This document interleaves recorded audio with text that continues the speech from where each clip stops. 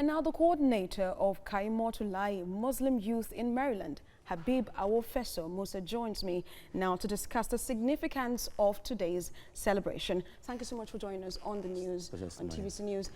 Can you just tell us the significance of this celebration? Because a lot of persons think it's just about eating meat, rams, cows, goats. Tell us, what is the significance of the celebration? Thank you very much. The significance of this festival, it shows to us as Muslims the essence of following the footsteps of Prophet Ibrahim alayhi salatu wasalam. Because the story of this festival or this festivity started from his life history when he was there looking unto God for a child for a very long period of time. He was old, so also was his wife, before God compensated his faith, his trust in him with a child. And after that, after God has done that, God now told him again, the child that he had been longing to get for a very long time, he now got the child. God now ordered him to go and offer sacrifice.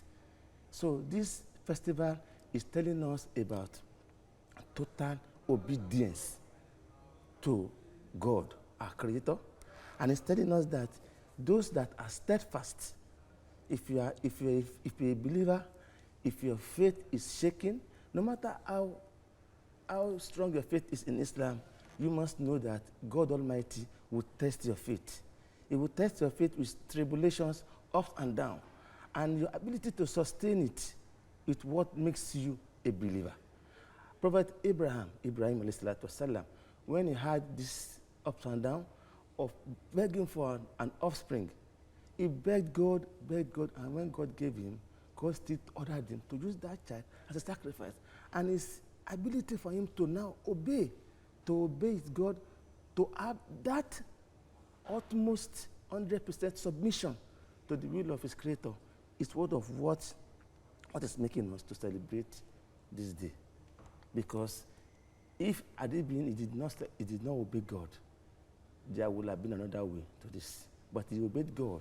The child God gave him, he used it for his. But God now rewarded his obedience and replaced it with a ram. So this religion is telling us that first, you must have total obedience, total submission to the will of God. And number two, when you now have it, you must have at the back of your mind that no matter your test, no matter your tribulations, there is always light at the end of the tunnel. Now, it's a festival of sacrifice, just like you said, total obedience, sacrifice to God. But what lessons can Nigerians learn from this season? Thank you very much. The lessons we can learn is, first, we must have total endurance. Nothing good in life comes easy. Whoever wants to succeed in life must be ready to face the supreme sacrifice of patience and endurance. This religion or this festive period is telling us as Nigerians, if you look at the economy is not in a good shape. And the government in the center is trying its best to put things in order. So also the governor and some governors as well. However, but the people are losing the patience because they are seeing that it's as if the government is doing nothing. Whereas this government can be likened or compared to a fowl. When a fowl sweats, no one will be able to know because the feathers are already covering the sweat. The government in the center is doing a lot to try to alleviate our problem.